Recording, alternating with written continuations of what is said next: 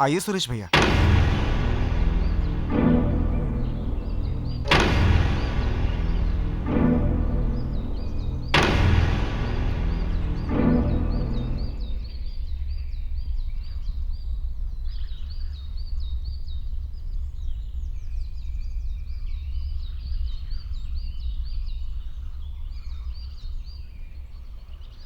मैंने पढ़ाई लिखाई नहीं की, मुझे बात घुमाकर करने की आदत नहीं है। दिल में जो रहता है तुरंत बोल देता हूं। पता नहीं क्यों मुझे अभी भी ऐसा लग रहा है कि उस संबंध को तू नहीं तोड़ा होगा। नहीं, ये सच नहीं है। मैंने लग रहा है, ऐसा लग रहा है।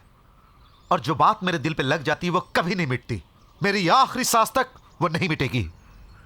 आप मुझे गलत समझ रहे हैं, मैं ऐसा बिल्कुल नहीं हूं। तुम एक घर में तिरुपति घूमने के लिए आए और आकर एक लड़की को अपनी बातों में फंसा है, और वो लड़की भी तुम्हारी बातों में आ गई। लेकिन उसके बाप को यह पसंद नहीं आया। उसने उसे बुलाकर कहा कि यह लड़का सही नहीं है, तो वो लड़की मान गई। मेरे मना करने के बाद उसने कभी तुमसे बात की? नहीं की ना? नहीं की ना? तो तुम्हें क्या करना चाहिए था? इज्जत से बोरिया बिस्तर बांध कर घर से निकल जाना चाहिए था, अपने गांव चले जाना चाहिए था।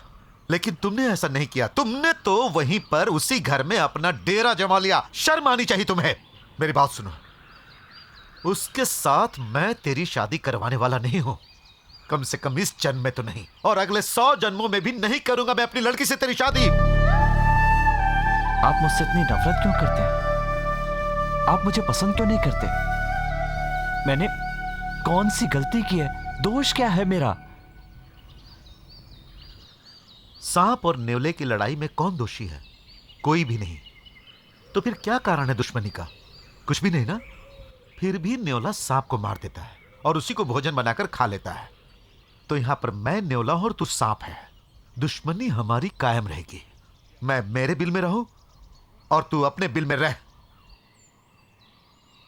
आप ही एक ऐसे अकेले इंसान हैं जिनको मैं पसंद नहीं। मुझे भी पसंद नहीं आने वाला तू पहला ही आदमी है। ठीक है, तू अच्छा है, ये मैंने समझ लिया। गांव में भी तू सबको पसंद है। मैं अपनी लड़की की खुशी के लिए तुझसे यह बात कह रहा हूं। मान ले कि अपनी बेटी की खुशी के लिए उससे तेरी शादी भी कर दूं। शादी के बाद मैं उसके बगैर नहीं जी पाऊंगा। वो मेरे जीने की डोर है। शादी के बाद हमें एक दूसरे से मिलना होगा, बात करनी होगी। तुम्हारे घर पर मैं आऊंगा, मेरे घर पर तुम आओगे, एक साथ बैठ के खाना होगा, अच्छे बुरे समय में एक दूसरे का साथ निभाना होगा, सारे त्योहार मिलकर मनाने होंगे। मुझे कुछ हुआ तो तू भाग के आएगा, तुझे कुछ हुआ तो मैं भाग के आऊंगा। तू मरा तो मैं रोऊंगा, मैं मरा तो तू रोएगा। लेकिन ये सब होने वाला नहीं।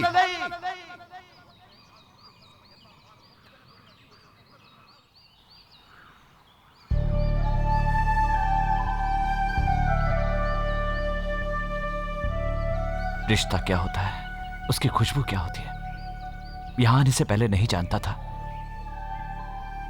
अब जाके तो इसका महत्व समझने लगा हूं। सच होगा या नहीं मैं नहीं जानता, लेकिन एक बात आपसे कहना चाहता हूं। मैं क्या करूं कि आप मुझे पसंद करें? एक बार कह के तो देखिए। मैं जरूर करूंगा, यकीन कीजिए। आप जो कुछ भी कहेंगे मैं वो करूंगा।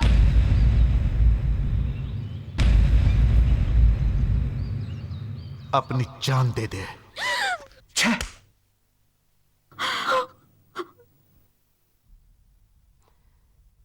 जान दे दो, यही कहा ना? जान दे दे के लिए बोलने वाला वो कौन होता है? कोई किसी को जान देने के लिए कैसे कह सकता है? कौन कब मरेगा ये किसको पता है? जान दे दो कहने वाले की जान कब चली जाए किसे पता है? ये क्या कह रहे हैं? ऐसी अशुभ बातें नहीं करते। वो हमारे दामाद जी है। दामाद जी? पहले वो इंसान बनना तो सीख ले, उसके बाद वो दामाद बनेगा। जो दूसरों की भावनाओं को नहीं समझता वो इंसान नहीं होता। आप सब लोग कभी गुस्से में नहीं आते, लेकिन आज आप लोग अपने दामाद को ही कोस रहे हैं। इसका कारण मैं ही हूं।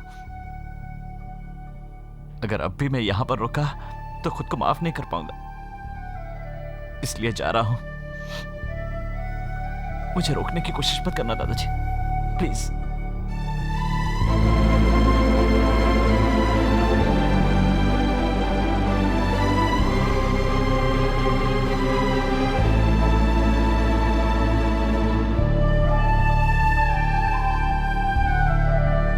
सुनिए जी, हमने क्या सोचा था और ये सब क्या हो गया? उसके लिए हम क्या कर सकते हैं?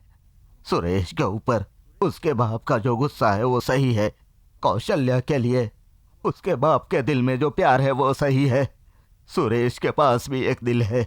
उसके अरमानों को लोग नहीं समझ पाए, उसमें हम क्या कर सकते हैं?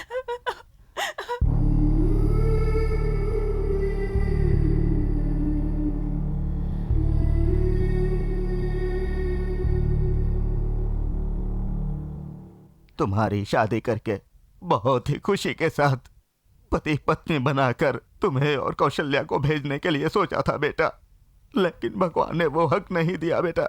इस बुढ़े को माफ कर देना जी, जी। बेटा। क्यों अपना दिल दुखा रहे हैं दादाजी? कोई भी तो नहीं था मेरा।